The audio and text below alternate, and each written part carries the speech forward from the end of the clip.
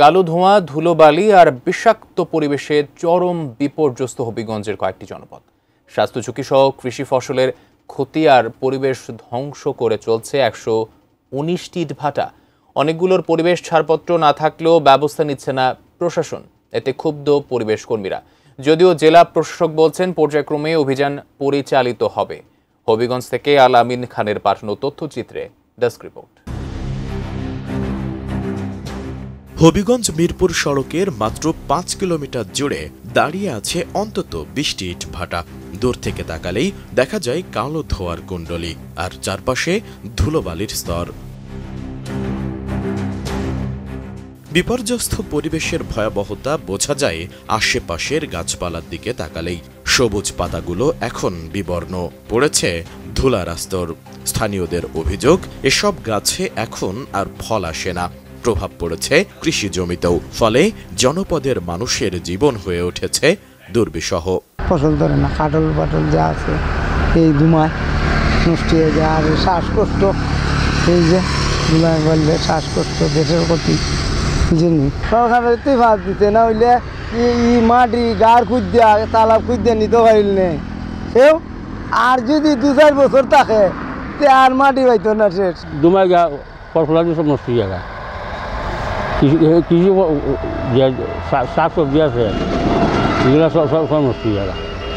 আম ধরে না, কাঁঠাল ধরে না, কাঁঠাল মানুষ চলাবার অসুবিধা হয়। এর মানে মাটিগুলো তুলে সময় রাস্তার মুখে মুখে মুখে মাটি স্তূপ এগুলো দোলা হলো আন্দারি জায়গা। আমের সময় আম আইতাছে, আমের টিকরা এত বড় বড় হয়, 100 গ্রামের 50 গ্রামের লই আপনার ইটার খটি পচা ধরে লাই কোন দেখা লই জায়গা। আমার বাচ্চা কাচ্চায় আর খাইতে পারে না।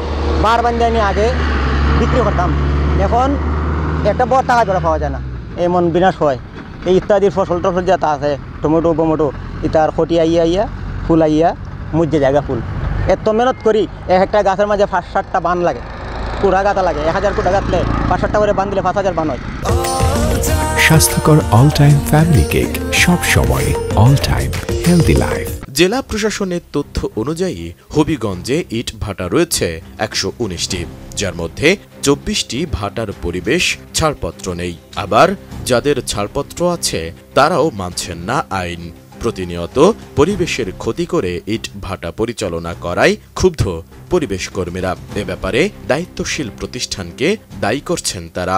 ইটভাটাগুলো পরিবেশ এবং প্রতিবেশের জন্য হুমকি হয়ে দাঁড়িয়েছে। আমাদের কৃষি জমি থেকে যে পরিমাণ টপ সয়েল নিচ্ছে ইটভাটার জন্য, সেটার জন্য এই অঞ্চলের কৃষি জমির ভবিষ্যৎ কৃষি ব্যবস্থাটা ভঙ্গুর অবস্থার সৃষ্টি হবে।